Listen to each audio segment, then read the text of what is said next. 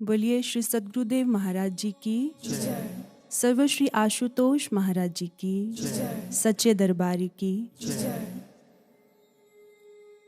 आकाश मंडल में सूर्य के उदित होते ही सारे फूल खिल जाते हैं, परंतु इसमें आश्चर्य क्या? प्रशंसनीय है तो वो हार श्रृंगार का फूल जो आधी रात के घने अंधेरे में भी खिल उठता है। ठीक ऐसे ही सहज सुखद अनुकूल परिस्थिति में जिंदगी जिंदा दिली से तो हर कोई जी लेता है, लेकिन बात तो तब है जब असहज दुखद प्रतिकूल परिस्थिति में भी जिंदा दिली बुजदिली में परिवर्तित ना हो। लेकिन वास्तविकता के धरातल पर आकर अगर जिंदगी को देखें तो ज्यादातर लोग प्रतिकूल परिस्थितियों में हाथ खड़े कर जीवन भर भागने में बिता देते हैं, जिन्हें हम जीवन से हारे हुए लोग भी कहते हैं। किसी ने खूब कहा है, कमाले बुज़दिली है पस्त होना अपनी आंखों में, अगर थोड़ी सी हिम्मत हो तो क्या हो नहीं सकता। ये सच है। ज्यादातर लोग अपनी दुर्बलताओं को पहचानते नहीं, लेकिन यह भी उतना ही सच है कि अधिकतर लोग अपनी शक्ति के बारे में नहीं जानते। शेक्सपियर का कथन है, we know what we are but know not what we may be. हम यह तो जानते हैं कि हम क्या हैं, पर हम इस बात से अपरिचित रहते हैं कि हम क्या हो सकते हैं। इसी कारण जीवन के कठिन दौर से गुजरते हुए हम स्वयं को अकेला, हताश, दुखी, निराश किसी गहरी अंधेरी खाई में खड़ा पाते हैं, जिससे निकलने का हमें दूर दूर तक कोई रास्ता दिखाई नहीं देता। तब महसूस होता है कि दुनिया का कोई रिश्ता, कोई रुतबा, कोई वस्तु, कोई बाहरी ज्ञान हमें बाहर निकालने में सक्षम नहीं है। जिंदगी का यही एक ऐसा मोड़ है जहां पर हमें वास्तविकता का बोध होता है। सफर ए जिंदगी में जब भी कोई मुश्किल मुकाम आया, न गैरों ने तवज्जो दी, न अपना कोई काम आया। संसार के बड़े बड़े दिग्गजों को आपने इस खाई में खड़े देखा होगा। सबका एक ही सवाल होता है, क्या कोई है जो हमें यहां से बाहर निकाल सके? तो उत्तर किसी कवि की कलम ने देते हुए कहा, खोज करो एक ऐसे संबंध की जो अपने अधूरेपन, कमजोरियों की सीमा में न बंधा हो, बल्कि अपने असीमित सामर्थ्य से तुम्हारे सीमित दायरों को तोड़ दे। खोज करो एक ऐसे संबंध की जो अपनी क्षुद्र भावनाओं का दास ना हो, बल्कि तुम्हें विराटता के उन्मुक्त गगन में उड़ान भरना सिखा दे।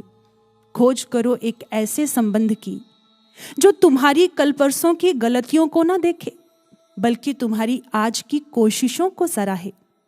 सफलता पर नजर ना रखे, तुम्हारे हर कर्म के पीछे छिपी हुई तुम्हारी भावना की कदर करे। खोज करो एक ऐसे संबंध की जिसे तुम्हें अपने बारे में बार बार समझाना ना पड़े, जो तुम्हें तुमसे ज्यादा समझता हो, जो तुमसे ज्यादा तुम्हारा अपना हो। अंत में कवि ने कहा, अगर जन्मों के तप के बाद तुम्हें कोई ऐसा मिल जाए तो घुटनों के बल गिरकर अपने आप को पूरे का पूरा उसे सौंप देना, क्योंकि तुम जिंदगी से इससे ज्यादा और कुछ मांग ही नहीं सकते हो। निस्संदेह हमारी खोज पूर्ण हुई। जिंदगी ने हमें सब कुछ दिया श्री गुरु महाराज जी के रूप में। यदि हम सारी विशेषताओं को किसी एक संबंध में देखना चाहेंगे तो वो महान विभूति केवल सद्गुरु हुआ करते हैं। हमारे शास्त्रों में वर्णन आता है, गुरुरेव जगत सर्वं ब्रह्म विष्णु शिवात्मकम गुरोः परतरंग नास्ति तस्मात् संपूज्येत गुरुम। सद्गुरु पूजनीय है। गुरु में ब्रह्मा, विष्णु, महेश सकल सृष्टि समाविष्ट होती है। गुरु से अधिक और कुछ है ही नहीं। योगानंद परमहंस जी अपनी किताब विस्पर्स फ्रॉम एटर्निटी में एक कविता के द्वारा अपने गुरु युक्तेश्वर गिरि जी के लिए लिखते हैं, हे गुरुदेव, अगर समस्त देवता मिलकर भी अपने आशीर्वाद की दीवारों से मेरी सुरक्षा कर देते, किंतु मुझे आपका आशीर्वाद नहीं मिलता, तो मेरी हालत उस अनाथ जैसी होती जिसे आपकी अप्रसन्नता के खंडरों में आध्यात्मिक रूप से सूखने के लिए छोड़ दिया गया हो। आपके बिना ये जीवन अधूरा है। आप मेरे जीवन का सर्वस्व हैं गुरुदेव। भानु को कमल अनेक मिले, कमलन हेतु दिनेश तुम ही हो। मेघ को मोर अनेक मिले, मोरन हेतु जलेश तुम ही हो। भूप को दास अनेक मिले, दासन हेतु नरेश तुम ही हो। तुमको भक्त अनेक मिले, पर मेरे तो हृदयेश तुम ही हो। एक बार किसी शिष्य ने श्री गुरु महाराज जी के पास जाकर कहा, महाराज जी, मेरे मन में दुविधाओं का कोहराम मचा हुआ है। मेरा मन बहुत अशांत है। कृपया कोई ऐसा सूत्र दे जो इन पर इस समय विराम लग सके। तो महाराज जी ने उसे कागज कलम लाने को कहा। फिर स्वयं अपने हाथों से श्रीमद् भगवत गीता की एक संस्कृतबद्ध पंक्ति व्याख्या सहित लिख दी। सुहृदं सर्वभूतानां ज्ञात्वा मां शांति मृच्छति। फिर मुस्कुराकर कहने लगे, जिसने हमें अपना सुहृद परम मित्र मान लिया, इतना सोचने भर से ही उसे शांति मिल जाया करती है। सोचिए, जिस साधक के हृदय आसन पर निरंतर गुरु के चिंतन का शासन हो, वहां पर चिंताएं भला कैसे ठहर सकती हैं? ठीक है, जीवन में कभी ऐसा मंजर भी आता है जब साधक शिष्य के मन को नकारात्मकता दबोच लेती है। गुरु मूक साक्षी बने रहते हैं, न बाहर से कोई आश्वासन, न भीतर से दर्शन। ऐसे में साधक के हृदय की वेदना केवल यही कहती है, उठता है सर तो आकाश मेरे करीब है, धरती है पास इतनी कि पांव तले नसीब है। हवा भी रहती है हर पल मुझे सहलाती, पर तुम हो कहाँ ऐ मेरे आत्मा के साथी। कहा था तुमने, सांसों से भी अधिक समीप हूं मैं, तेरी धड़कनों के मोती का सीप हूं मैं। फिर क्यों मेरे एहसास तुमसे खाली हैं, मेरे अनुभवों की चादर क्यों खाली है? क्या तुम्हारा कथन सत्य नहीं, या फिर मेरी साधकता योग्य नहीं? कहिए, कुछ तो कहिए गुरुदेव। अक्सर जब भी शिष्य के जीवन में कर्म संस्कारों की सुनामी उठती है, तो गुरु और शिष्य के बीच की संचार तारे ठप सी लगती हैं। शिष्य को ऐसे लगता है मानो उसके हृदय की बात गुरु के हृदय तक पहुंच ही नहीं रही। ख्याल रहे, संचार बेशक ना हो, किंतु गुरु के द्वारा शिष्य का संरक्षण सतत बना रहता है। दीनहीन शिष्य के अश्रु पहुंचते हुए गुरु का दिव्य स्वर उभरता है, क्या तेरा दुख केवल तुम्हारा है? जब तू मेरा है तो तेरा दुख तेरा कैसे हो सकता है? उस समय शिष्य स्वयं को गुरु की सुरक्षा भरी गोद में पाता है। वो हमारे हर हाल से वाकिफ है साधकों, उनसे भला क्या छिप सकता है। एक बार महाराज जी बालकनी में खड़े हुए थे। खड़े खड़े आंखें मूंद ली, फिर अचानक बोले, हमारी दृष्टि में तो सब कुछ समा जाता है, तो सोचकर देखिए भला हम उनकी करुणामयी दृष्टि से कैसे वंचित हो सकते हैं। वो हमारे हर हाल से वाकिफ हैं। जब भी किसी भयानक स्थिति में हमें घिरा हुआ पाते हैं, तो उनका वात्सल्य भरा स्वर ममता से सहलाकर हमें कहता है, यूं ना तुम मायूस हो, कदमों में जहां रख दूंगा। क्या खो गया है जो हिम्मत हार बैठे हो, मुश्किलों में मैं तेरे बन ढाल संग चलूंगा। एक बार किसी शिष्य ने महाराज जी से कहा, गुरुदेव हमेशा मेरे साथ रहिए। महाराज जी ने कहा, ऐसे ही होगा। उसने पलट कर कहा, लेकिन कैसे होगा महाराज जी? आप अपने कक्ष में, मैं अपनी दुनिया में। जब भी कभी मुझे किसी समस्या में आपकी जरूरत होगी, तो आप किसी अन्य भक्त को समय देने, ध्यान साधना में व्यस्त होंगे। उस समय मैं स्वयं को बहुत अकेला अनुभव करूंगा महाराज जी। तो महाराज जी ने कहा, क्या तुम वो भजन नहीं सुने? हे ज्ञान रूप सतगुरु मुझको भी ज्ञान दे दो, करुणा के 4 छींटे करुणा निधान दे दो।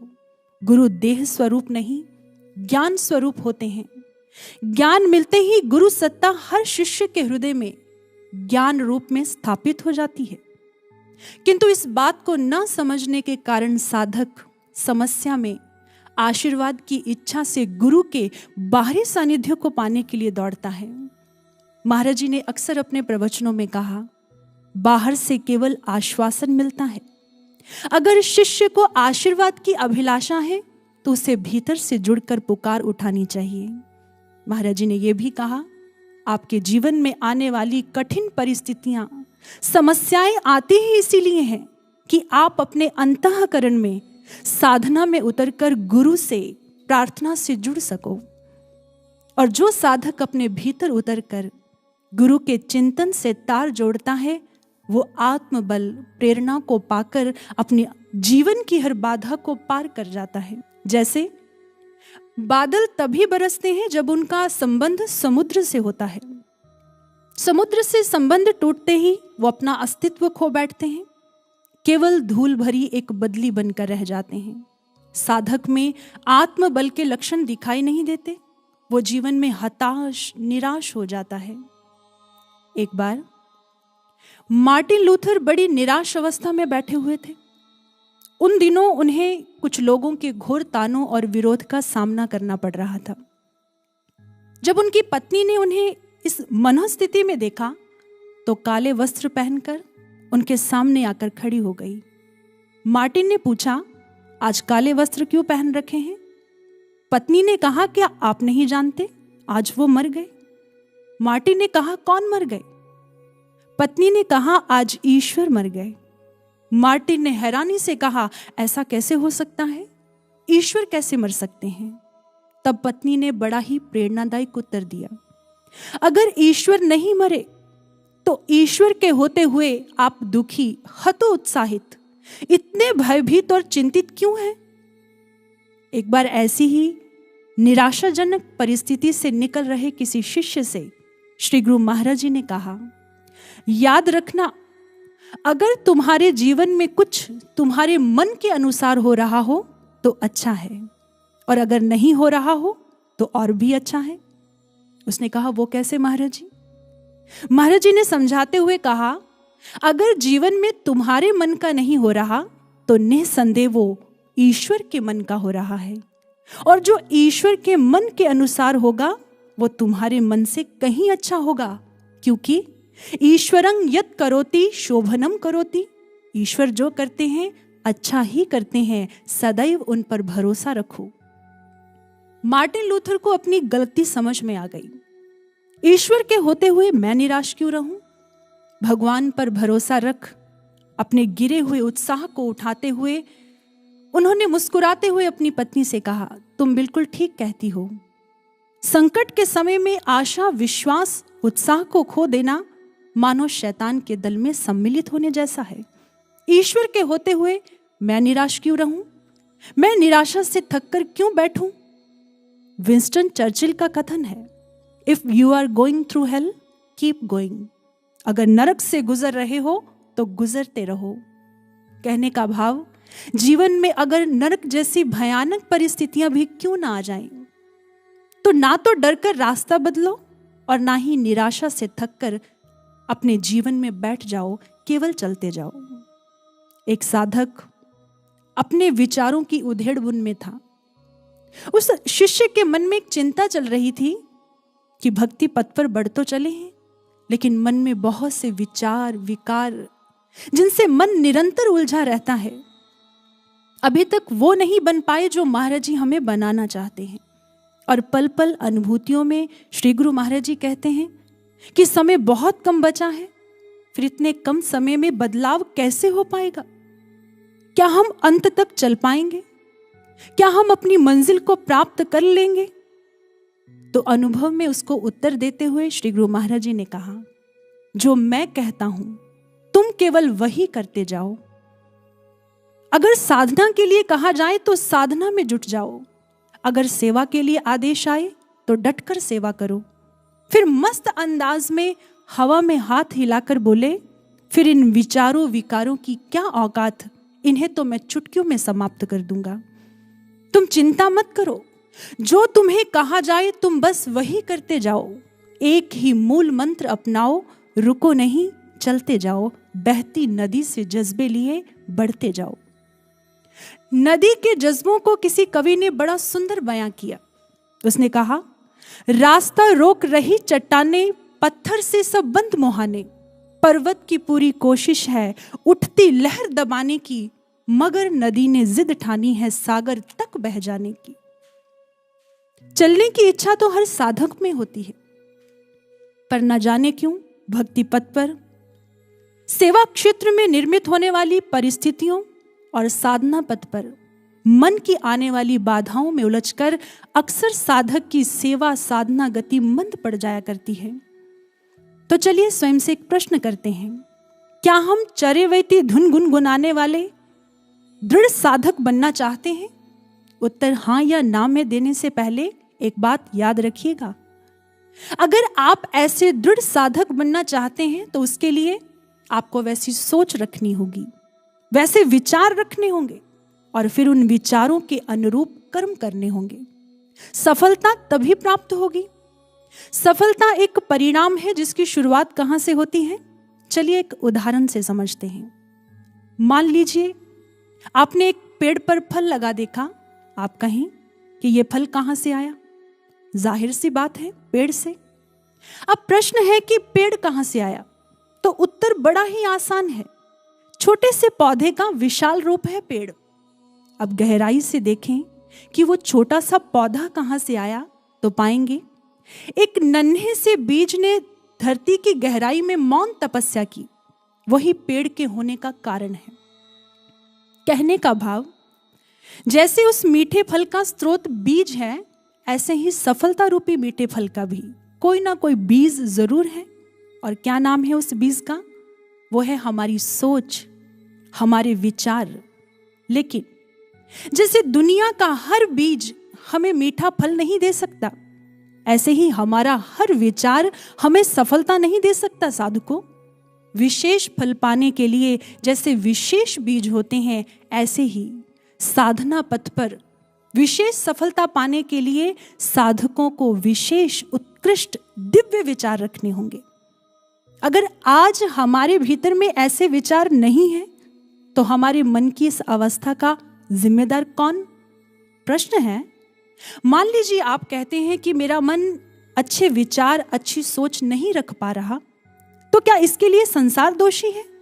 बिल्कुल नहीं, क्योंकि बाहर की परिस्थिति और भीतर के विचारों में अंतर होता है। बाहर की परिस्थिति कैसी भी क्यों ना हो, लेकिन मन में कैसे विचार रखने हैं, इसमें हम स्वतंत्र होते हैं। कोई हमें मजबूर नहीं करता कि नकारात्मक स्थिति में नकारात्मक सोचना ही सोचना है।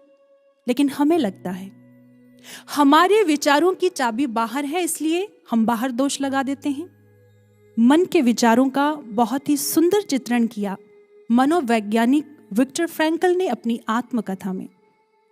द्वितीय विश्व युद्ध के समय जब हिटलर ने यहूदियों को जेल में डालकर पशु से बदतर हालत में रखा तो असंख्य लोग मर गए। उसी समय उस मनोवैज्ञानिक को भी पकड़कर परिवार सहित जेल में डाल दिया गया। धीरे धीरे परिवार के सदस्य भी मर गए। वो लिखते हैं, जेल की भयानक परिस्थिति और प्रतिदिन के अत्याचारों में उन्हें यह भी नहीं पता होता था कि कल तक वो जीवित रहेंगे भी कि नहीं। तब उन्होंने सोचा, मैं बाहर की परिस्थिति नहीं बदल सकता, लेकिन एक स्वतंत्रता अभी भी मेरे पास है जो मुझसे कोई नहीं छीन सकता। वो है मैं इस परिस्थिति में भी कैसे रिस्पॉन्ड करता हूं, मैं कैसे विचार रखता हूं। मैं चाहूं तो भय और निराशा के विचारों के बोझ तले दबकर मृत्यु से पहले ही मर जाऊं, और मैं चाहूं तो बाहर निकलने की आशावादी सोच के साथ जीवित रहूं। उसने सकारात्मक रहने का निर्णय लिया। उस दुखद परिस्थिति में भी वो सुखद भविष्य की सोचकर मुस्कुरा देता। ये देखकर लोग बहुत हैरान होते। असंख्य लोग मरे पर वो जीवित रहे, क्योंकि उन्होंने सोच रखा था, जब मैं बाहर निकलूंगा तो अपनी खोज दुनिया को एक सूत्र के माध्यम से समझाऊंगा। और वो सूत्र क्या है? आप बाहर की परिस्थिति को कंट्रोल नहीं कर सकते, किंतु आपके विचार, आपकी सोच पर आपका नियंत्रण है। आपके विचार आपकी जिम्मेदारी है, इसे स्वीकार करें।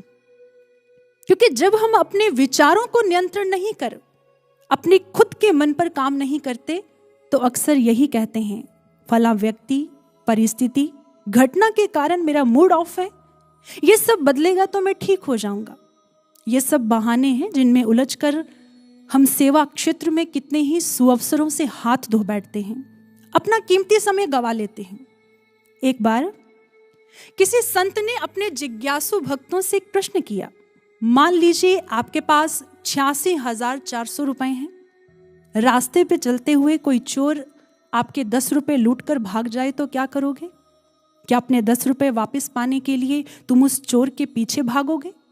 जिज्ञासुओं ने कहा, नहीं महाराज, हम 10 रुपए की छोटी सी राशि को अनदेखा करेंगे और अपने बचे हुए पैसे संभाल कर अपने रास्ते चलते जाएंगे।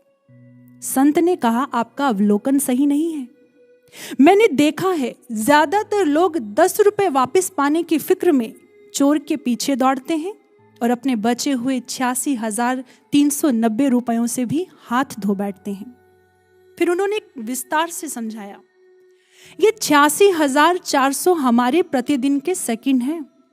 अक्सर हम किसी के साथ 10 सेकंड की हुई बात की नाराजगी, कहा सुनी के गुस्से को दिन भर सोचकर जलते रहते हैं और अपने 86,390 सेकंड नष्ट कर लेते हैं। कहने का भाव, नकारात्मकता हमारे पूरे दिन की ताजगी छीन कर ले जाती है। हमें पॉजिटिव एटीट्यूड अपनाना चाहिए, क्योंकि हमारी खुशी इस बात पर निर्भर नहीं करती है कि हमारे साथ क्या हुआ है, बल्कि इस बात पर निर्भर करती है कि जो हुआ है उसे हम कैसे देखते हैं। ग्रीक फिलोसोफर एपिक्टेटस कहते हैं, दुनिया में ज्यादातर लोग अपनी कठिनाइयों से परेशान नहीं हैं, बल्कि उन कठिनाइयों को देखने के तरीके से परेशान है। एक बस कंडक्टर ड्राइवर के साथ एक ही रोड पर 20 सालों से काम कर रहा था। थोड़े से पैसेंजर चढ़ते, सबको वो चेहरे से पहचानते थे। किसने कहां से चढ़ना है, कहां उतरना है, टिकट कटता, बड़े ही मस्त अंदाज में जिंदगी चल रही थी। लेकिन एक दिन उस बस में 6 फुट लंबा पहलवान चढ़ गया। सब देखकर हैरान, क्योंकि चेहरा नया था। अब छोटे कद के कंडक्टर ने पास जाकर बड़ी धीमी दबी आवाज में कहा, टिकट। तो आगे से रोबदार उत्तर आया, पहलवान टिकट नहीं लेता है। इतना सुनते ही कंडक्टर चुप। हफ्तों यही सिलसिला चलता रहा। कंडक्टर को लगा कि बाकी पैसेंजर क्या सोचेंगे। उसके सम्मान को ठेस लगी, उसे बेइज्जती महसूस हुई। उसने ड्राइवर से जाकर कहा, भाई मैं तो 3 महीने की छुट्टी पर जा रहा हूं, एक मुश्किल है जो मुझे हल करनी है। घर जाते ही उसने प्रोटीन शेक ऑर्डर किया, जिम ज्वाइन किया, सेल्फ डिफेंस क्लासेस अटेंड की, अपने कॉन्फिडेंस को बिल्ड कर इसी सोच के साथ वापस लौटा, कुछ भी हो जाए उस पहलवान को तो आज टिकट देना ही देना है। ऐसे कैसे टिकट नहीं लेना, टिकट तो सबको लेना पड़ता है। आज जैसे ही वो गया तो उसने रोबदार आवाज में कहा, टिकट। तो आगे से वही प्रतिदिन की तरह उत्तर आया, पहलवान टिकट नहीं लेता है। उसने थोड़ा रोष से भरकर कहा, तो पहलवान टिकट क्यों नहीं लेता है? तो पहलवान ने मुस्कुराते हुए कहा, बंधु नाराज क्यों होते हो, मेरे पास गवर्नमेंट का दिया हुआ ऑल इंडिया बस पास है, पहलवान इसलिए टिकट नहीं लेता है। यह सुनते ही कंडक्टर हैरान हो गया। सोचकर देखिए उसकी हालत क्या हुई होगी। अक्सर हम भी अपने जीवन में ऐसे ही करते हैं। समस्या इतनी बड़ी नहीं होती जितना बड़ा बनाकर हम उसे सोच लेते हैं। दरअसल बात यह है कि हम अपनी जिंदगी का आधे से ज्यादा हिस्सा उन समस्याओं के साथ उलझने में बिता देते हैं जो असल में होती ही नहीं है। कई बार हमारा दुनिया को, स्वयं को देखने का नजरिया ही हमारा सबसे बड़ा शत्रु बन जाता है। आपने वो तो सुना ही होगा, नजर का ऑपरेशन हो सकता है लेकिन नजरिए का मुश्किल है। अगर नजरिया नकारात्मक है तो आपको कोई आगे नहीं बढ़ा सकता, लेकिन अगर सकारात्मक है तो आपको आगे बढ़ने से कोई रोक भी नहीं सकता। परिस्थिति कैसी भी हो, अगर नजरिया सकारात्मक है तो जीवन में आनंद ही आनंद है। एक बात याद रखिएगा, आप दुनिया के किसी भी कोने पर क्यों ना चले जाएं, आपके जीवन में अच्छी बुरी परिस्थितियां तो निर्मित होती ही रहेंगी। जैसे रोड की ट्रैफिक लाइट कभी रेड होती है तो कभी ग्रीन, ऐसे ही जीवन की परिस्थितियां कभी अच्छी होती हैं तो कभी बुरी। कहने का भाव, कितनी भी बुरी परिस्थिति से क्यों नहीं गुजर रहे हो आप, एक ना एक दिन वो बदलती जरूर है। बहुत से लोग कहते हैं हमारे जीवन में तो सदैव बुरी परिस्थिति ही रहती है। तो सोचिए, ये संसार एक एग्जामिनेशन हॉल है और वो बुरी परिस्थिति एक एग्जाम है। जैसे एक विद्यार्थी की कक्षा तब तक नहीं बदलती जब तक वो पास नहीं हो पाता, ठीक ऐसे ही जीवन की बुरी परिस्थिति तब तक नहीं बदलती जब तक इंसान कुछ सीख नहीं जाता। ये बुरी स्थिति हमें हमारे जीवन में कुछ सिखाने आती है, हमें कुछ बनाने आती है। अब अगर ऐसी कठिन, नकारात्मक, प्रतिकूल परिस्थितियों से जीवन को गुजरना ही पड़ जाए तो इनमें भी खुश रहने का मूल मंत्र क्या है? हमें 3 सूत्र अपनाने होंगे। पहला, एक्सेप्ट, स्वीकार करें। जीवन में जो परिस्थिति आई है उसे स्वीकार करना सीखें, बजाय ऐसी प्रतिक्रिया देने के कि मेरे साथ ये क्या हो गया, क्यों हो गया, अभी क्यों हुआ, ऐसे क्यों हुआ। अगर आप अपनी सारी ऊर्जा प्रतिकार में लगा देंगे तो समस्या का हल ढूंढकर आगे कब बढ़ोगे? जैसे रास्ते पर चलते हुए किसी बिल्डिंग के कंस्ट्रक्शन के होते उड़ती हुई धूल मिट्टी से आपको बहुत परेशानी हो रही हो। अब वहां पर खड़े होकर आप यह टिप्पणी नहीं करते हैं ये क्या हो रहा है, क्यों हो रहा है, नहीं होना चाहिए। आप कहेंगे भी तो क्या होगा, काम तो चलता ही रहेगा। उस समय आप अपना चेहरा ढकते हैं और आगे की ओर बढ़ते हैं। ठीक इसी तरह जीवन में कैसी भी परिस्थिति क्यों ना आ जाए, पहले तो उसे स्वीकार करें और दूसरा, एडजस्ट। आप उसके अनुकूल स्वयं को ढालना सीखें। जैसे पानी जिस बर्तन में डालते हैं वैसा ही आकार ले लेता है। अगर बाल्टी में डालो तो वैसा हो जाता है, गिलास में डाल दो तो वैसे ही आकार ले लेता है। ऐसे ही अगर आप प्रतिकूल परिस्थितियों में यह सोचते हैं कि पूरी दुनिया, परिस्थितियां और व्यक्ति मेरे अनुकूल ढल जाएं, तो ऐसा नहीं हो सकता। क्योंकि अगर आप किसी को अपने अनुकूल ढालने में, उसको बदलने में पूरा जीवन भी लगा देंगे तो वो बदलेगा नहीं, बल्कि आप परेशान रहेंगे। क्योंकि दुनिया में केवल एक ही व्यक्ति है जिसे आप ढाल सकते हैं, बदल सकते हैं, और वो है आप स्वयं। इसलिए स्वयं पर काम करें, स्वयं को परिस्थितियों के अनुकूल ढालने की कला सीखें। तीसरा है अवॉइड। जब ऐसी प्रतिकूल परिस्थिति आ जाए तो कुछ चीजों को नजरअंदाज, अनसुना कर केवल अपने लक्ष्य की ओर बढ़ते चले जाएं। जैसे एक बार किसी गांव में कुछ बच्चे पहाड़ी पर चढ़ने का खेल खेलने लगे। 5 बच्चों ने दौड़ लगाई, बाकी घेरा बनाकर दर्शक बनकर देख रहे थे। अभी दौड़ प्रारंभ ही हुई थी कि एक बच्चे ने कहा, अरे देखो पहाड़ी कितनी ऊंची है, कोई ऊपर नहीं पहुंच पाएगा। दूसरे ने कहा, अरे हाँ बिल्कुल ठीक कह रहे हो, जगह जगह पत्थर है, चोट लग सकती है। तीसरे ने कहा, बारिश से फिसलन भी बहुत है, कोई भी गिर सकता है। देखते देखते सारे बच्चे वहीं रुक गए। केवल एक बच्चा शिखर तक पहुंचा। जानते हो क्यों? क्योंकि उसे कानों से सुनाई नहीं देता था।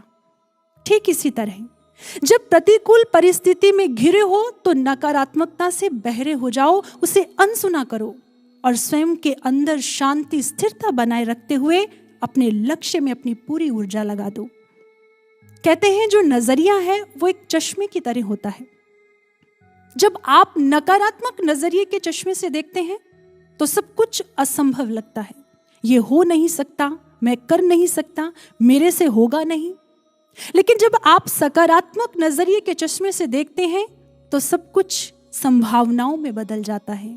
मैं कर सकता हूं, मेरे से हो जाएगा, मैं करके दिखाऊंगा।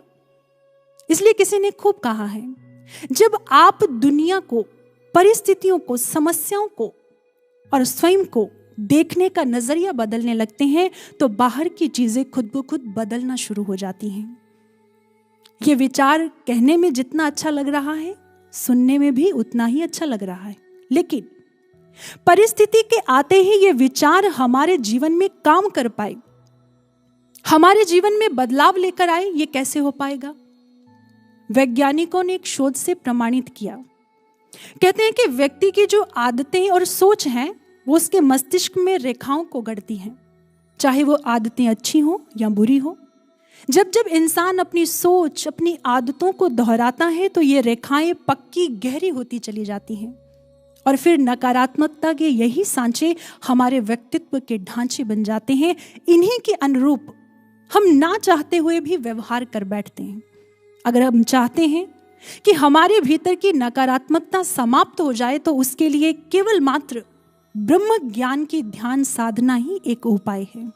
जब साधक ध्यान की अवस्था में बैठकर ध्यान एकाग्र करता है तो उसके भीतर सकारात्मक ऊर्जा उत्पन्न होती है, ईश्वरीय शक्ति पैदा होती है जो उसे बल देती है, नकारात्मकता को मिटाने में उसे सक्षम बनाती है। योगानंद परमहंस जी अपनी किताब डिवाइन रोमांस में कहते हैं, every time you meditate deeply on God, beneficial changes take place in the patterns of your brain. Then mentally affirm and pray to God. I command my brain cells to change, to destroy the grooves of bad habits that have made a puppet out of me. Lord, burn them up in the divine light. सकारात्मकता हमारे जीवन में जब आती है तो केवल ध्यान से ही आती है। जब आप ध्यान की अवस्था में बैठें तो संकल्पित मन से अपने आप से ये कहें कि मैं अपनी कोशिकाओं को आदेश देता हूं वो बदल जाएं, मेरे भीतर की बुरी आदतों को समाप्त कर दें जिन्होंने मुझे कठपुतली बना रखा है। ईश्वर से प्रार्थना करें, हे प्रभु अपने दिव्य प्रकाश से मेरी समस्त बुराइयों को मिटा दे। कहने का भाव, हमारे मन को अधोगामी से ऊर्ध्वगामी बनाने का एक ही उपाय है, वो है ध्यान साधना। इसीलिए किसी ने कहा है, ढलान पर तो पत्थर भी लुढ़क जाया करते हैं, शिखर पर जाने के लिए साधना चाहिए। इसलिए साधकों, हमें नियमित ध्यान साधना को अपनाना होगा। एक बार एक साधक ने अनुभव में देखा अथाह ठहरा हुआ पानी। तभी महाराज जी की वाणी सुनाई दी, अगर इसमें कंकर फेंका जाए तो क्या होगा? उसने कहा, महाराज जी इसमें तरंग बनेगी। महाराज जी ने कहा, बिल्कुल ठीक, लेकिन जानते हो नदी के बहते हुए पानी में जब कंकर फेंका जाता है तो उसमें तरंग नहीं बनती है, क्योंकि वो चलायमान होता है। ठीक ऐसे ही जिन साधकों के जीवन में साधना का प्रवाह रुक जाया करता है, उनके जीवन की नकारात्मक स्थिति में आने वाली परेशानी का छोटा सा कंकर भी उन्हें अशांत, दुखी, विचलित कर देता है। लेकिन जिनकी साधना का प्रवाह निरंतर रहता है, वो किसी भी परिस्थिति में विचलित नहीं होते हैं, क्योंकि वह जानते हैं उनके पास ब्रह्म ज्ञान है जिसका उपयोग कर वो अपने जीवन के हर दुख को दूर कर सकते हैं। आपने भजन की ये पंक्तियां बहुत बार गुनगुनाई होंगी। दूर हो जाता है हर गम नित निरंतर ध्यान से, जख्म हरिक भर है जाता ज्ञान औषधि पान से। केवल ध्यान से दुख दूर नहीं होता, नित निरंतर ध्यान करने से दुख दूर होता है। आपने कहावत तो सुनी होगी बचपन में, an apple a day keeps the doctor away. प्रतिदिन का एक सेब डॉक्टर को दूर रखता है। क्या कभी ऐसा सुना है, 7 apples on Saturday keep the doctor away? शनिवार को 7 सेब डॉक्टर को दूर रखते हैं? नहीं, क्योंकि अगर एक दिन भी मिस हो जाता है तो उसकी भरपाई अगले दिन नहीं हो पाती। लेकिन जब भी किसी कार्य को एक सार स्थिरता से निरंतर करने की बात आती है तो हमें थोड़ी परेशानी का सामना उठाना पड़ता है। चाहे वो सुबह उठना हो, मेडिटेशन करनी हो, फिजिकल एक्सरसाइज की बात हो, या फिर डाइट प्लान, कुछ भी नया सीखना हो, हम थोड़े दिन तो बड़े उत्साह के साथ करते हैं, लेकिन फिर हफ्तों की छुट्टी हो जाती है और महीनों के बाद हमारा व्यवहार वैसे ही हो जाता है। हमें अपने व्यवहार में, अपने कर्म में निरंतरता लानी होगी, क्योंकि निरंतर की गई प्रैक्टिस ही हमें परफेक्शन लेकर आती है।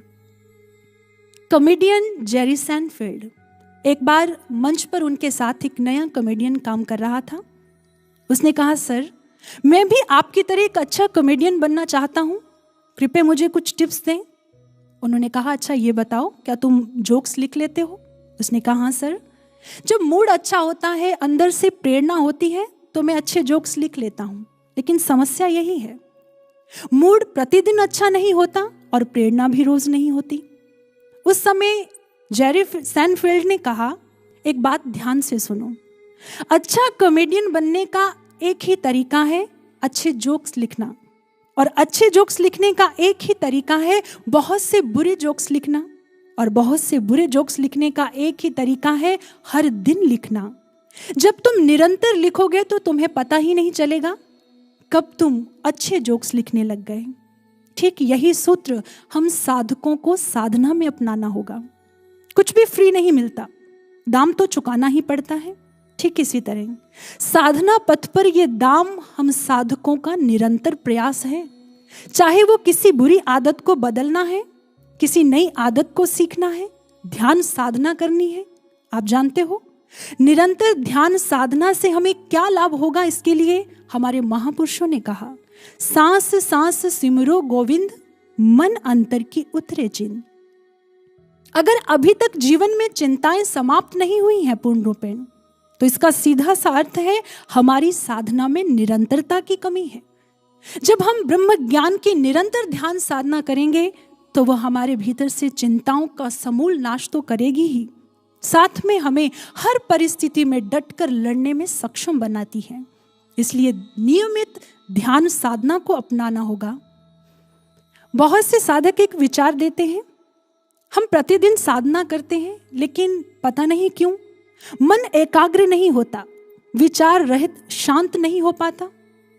ऐसा ही एक प्रश्न साधक ने महर्षि अरविंद जी से किया, तो जानते हो उन्होंने बड़ा सुंदर उत्तर दिया एक उदाहरण के साथ। उन्होंने कहा, नींद से जब हम उठते हैं तो हमारे तन और मन में स्फूर्ति होती है, लेकिन कई बार जब हम सोकर उठते हैं तो सर भारी होता है, शरीर में थकान होती है, हम ऊर्जावान महसूस नहीं करते। तो इसका सीधा सा उत्तर है, हम ठीक से सोए नहीं। सोने के लिए जैसे अच्छा बिस्तर, सही वातावरण, सोने की अवधि, दिशा, मुद्रा, ये सब चीजें मायने रखती हैं। अगर इनमें से किसी एक में भी गड़बड़ाहट हो जाए तो नींद अपना प्रभाव नहीं दिखाती।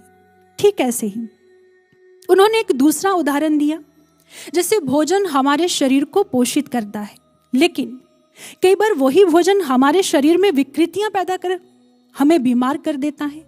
तो कारण क्या है? हम भोजन की नियमावली, कब खाना है, कैसे खाना है, कितना खाना है, जब हम इनका पालन नहीं करते हैं, वही भोजन हमें लाभ नहीं दे पाता। ठीक ऐसे ही साधना की भी एक आचार संहिता है, कुछ नियम है जिनका पालन हमें करना पड़ता है। ऐसे नहीं कि नेत्र मूंद कर कमर सीधी कर बैठ जाएं और सोचे कि सद गया ध्यान। हमारी संपूर्ण दिनचर्या, हमारे आचार व्यवहार और संगति का प्रभाव हमारी साधना पर पड़ता है।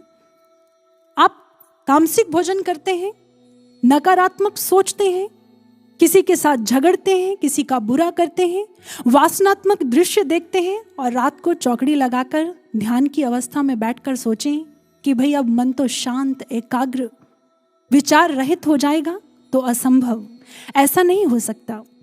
साधना एक पैकेज की तरह है। इसके लिए हमें शुद्ध आचार व्यवहार विचार रखकर स्थिरता के साथ निरंतर ध्यान साधना करनी होगी, तभी साधना लाभ देगी।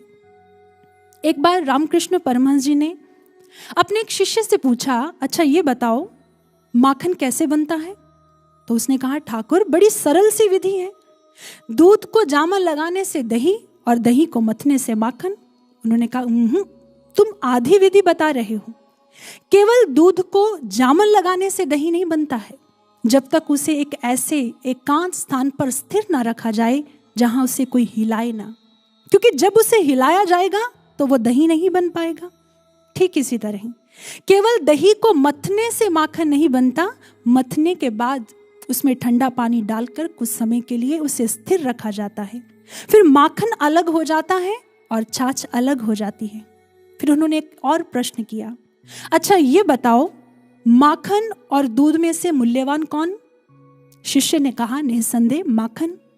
ठाकुर ने कहा, तो एक बात याद रखो साधको, अगर जीवन में मूल्यवान गुणवान बनना है तो तुम्हें भी भीड़ से अलग होकर एकांत में स्थिर ध्यान साधना करनी होगी। ऐसी नित्य नियमित की गई ध्यान साधना ही तुम्हारे जीवन में बदलाव लेकर आएगी। एक सुअवसर मिला है हम साधकों को अपने पुनः कर्म क्षेत्र में उतरने से पहले योगी बनने का, ताकि हम विश्व पटल पर कर्म योगी बनकर चमक सकें। बेशक आज बाहरी विश्व की भयानक परिस्थितियों के चलते हुए हम बाहरी सेवाओं में सहयोग नहीं दे पा रहे, किंतु विश्व शांति लक्ष्य की प्राप्ति के लिए आप अपने घर के एकांत कोने में ध्यान साधना करते हुए स्वयं में दिव्यता भरकर, स्वयं में बदलाव लाकर आप आने वाले नवयुग में सहयोगी जरूर बन सकते हैं। हम ब्रह्म ज्ञानियों के शुभ चिंतन में जो नवयुग आकार लेगा वो साकार होकर ही रहेगा। श्री गुरु महाराज जी अक्सर अपने प्रवचनों में कहते हैं, साधक ज्ञानी शिष्य कभी फ्री नहीं रहते। उनके पास बाहर कुछ करने के लिए ना भी हो, किंतु आंतरिक क्षेत्र में करने के लिए बहुत कुछ होता है। आप अपने शुभ विचार, शुभ चिंतन, अपनी ऊर्जा को स्वनिर्माण से विश्व निर्माण में लगाएं। हमारे कर्म के अभ्यास की निरंतरता हमें लाभ तो देती ही देती है, लेकिन हमारे विचारों में हमारी शुभ सोच की निरंतरता भी हमें कैसे विजय के निकट ले जाती है, इसका एक उदाहरण है इजरायली नेता नेटन श्रंस की। कहते हैं रशिया में कम्युनिज्म के चलते उन्हें पकड़कर साइबेरिया की जेल में डाल दिया गया। साइबेरिया की जेल जो कि रशिया की भयंकर जेलों में एक मानी जाती है। कहते जिस समय उन्हें जेल में डाला, वो लिखते हैं, जेल 4 बाय 4 फुट का, इतना छोटा, इतनी कम जगह। वो प्रतिदिन किसी तरह की फिजिकल एक्सरसाइज नहीं कर पा रहे थे, जिस कारण उनका शरीर बिगड़ने लगा। उन्होंने सोचा मेरा मस्तिष्क भी ऐसे ही बिगड़ ना जाए, इसलिए मुझे कुछ करना होगा। उन्हें बचपन में चेस खेलने का बहुत शौक था। उन्होंने 64 स्क्वायर्स रखकर ब्लैक्स एंड व्हाइट्स का एक चित्र मन ही मन बनाया और शतरंज, चेस खेलने का निर्णय लिया। अब खेलने के लिए प्रतियोगी तो चाहिए। उस समय वर्ल्ड चेस चैंपियन हुआ करते थे कैस्परोव। उन्होंने उसे अपना प्रतियोगी बनाया, मन ही मन उसके साथ रोज खेलते और उसे हरा देते। सालों के बाद उन्हें जेल से छोड़ दिया गया।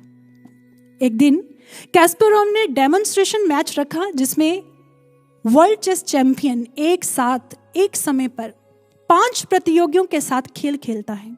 खेल प्रारंभ हुआ। कैस्परोव ने 4 प्रतियोगियों को तो हरा दिया, लेकिन एक से वो स्वयं हार गया। जानते हो वो कौन थे? नेटन श्रंस की। पत्रकारों ने पूछा, आश्चर्य, आपने वर्ल्ड चेस चैंपियन को हरा दिया? तो उसने उत्तर में कहा, मैं पिछले 12 सालों से मन ही मन उसको हराता आ रहा हूं। ये चिंतन मेरे मन में गहरा बैठ गया। मैंने तो अपने एक्शन का रिप्ले किया है। मैं जानता था मैं कभी हार नहीं सकता। सोचिए साधकों, हम तो ब्रह्म ज्ञानी साधक हैं। जब हम अपने लक्ष्य को चित्त में बसाकर शुभ विचारों से, शुभ चिंतन के साथ शुभ कर्म करते हुए आगे बढ़ेंगे, तो हमारे अंतःकरण में की गई ये तैयारी नवयुग में दिखाई देगी, हमें निश्चित ही जीत दिलवाएगी। क्योंकि हमारे पास वो ब्रह्म ज्ञान है जिसे पाकर असंभव भी संभव हो जाया करता है। लेकिन कहते हैं ब्रह्म ज्ञान एक खजाना है जिसकी चाबी है अभ्यास। हमें निरंतर अभ्यास करना होगा। कठिन परिश्रम हमारे भविष्य को आरामदायक बनाता है, तो आलस्य हमारे वर्तमान को। अगर जीवन को संवारना चाहते हैं तो केवल ज्ञान ले लेना पर्याप्त नहीं है। ज्ञान के पश्चात हमें नित्य निरंतर ध्यान साधना का अभ्यास करना होगा, क्योंकि इस ज्ञान को पाकर भी अगर हमने अभ्यास नहीं किया तो हमारी हालत कैसी है? शास्त्रों में वर्णन आता है, पुण्य तटाके त्रिषितः सदैव भूतेपि गेहे क्षुदितः समूढ़ः कल्पद्रुमे सत्यपि वै दरिद्रः गुरुवादियोगे अपि ही यह प्रमादी। जो साधक गुरु से ज्ञान को पाकर भी ध्यान साधना का अभ्यास नहीं करते हैं, आलसी परमादी बने रहते हैं, ऐसे साधक, ऐसे ज्ञानी शिष्यों को उस मूर्ख के साथ तुलना की गई है जिसके पास पानी तो है लेकिन वो प्यासा है, भोजन है लेकिन वो भूखा है, और कल्प वृक्ष के नीचे बैठकर भी दरिद्र है। ज्ञान जीवन को संवारने के लिए मिला है, लेकिन ये हम पर निर्भर है। हम संवरना चाहते हैं, हम निखरना चाहते हैं कि बिखरना चाहते हैं, निर्णय हमारा है। हम चाहे तो मन के तर्कों को मानकर आलस्य का दामन पकड़े रखें, और हम चाहें तो विवेक से इन तर्कों को काटकर आलस्य को धूल चटाते हुए साधनारत मन और सेवारत तन वाले विजयी साधक बन जाएं। इसलिए अंत में यही कहेंगे, अगर विजय श्री का वरण करना है साधको, तो पल पल श्री गुरु महाराज जी से प्रार्थना में पुरुषार्थ का बल मांगते हुए उनकी कृपा का संबल लेकर निरंतर कोशिश करते रहें, क्योंकि किसी ने खूब कहा है, कोशिश कर हल निकलेगा, आज नहीं तो कल निकलेगा। अर्जुन के तीर सांसद मरुस्थल से भी जल निकलेगा। हिम्मत रख, ताकत जुटा, फौलाद का भी बल निकलेगा। मेहनत कर, पौधे को पानी दे, बंजर जमीन से भी फल निकलेगा। जिंदा रख दिल में उम्मीदों को, गरल के समंदर से भी गंगा जल निकलेगा। कोशिश जारी रख कुछ कर गुजरने की, आज जो थमा थमा है वो चल निकलेगा।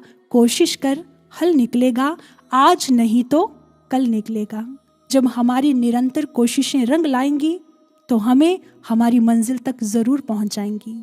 बोलिए श्री सद्गुरुदेव महाराज जी की, सच्चे दरबार की।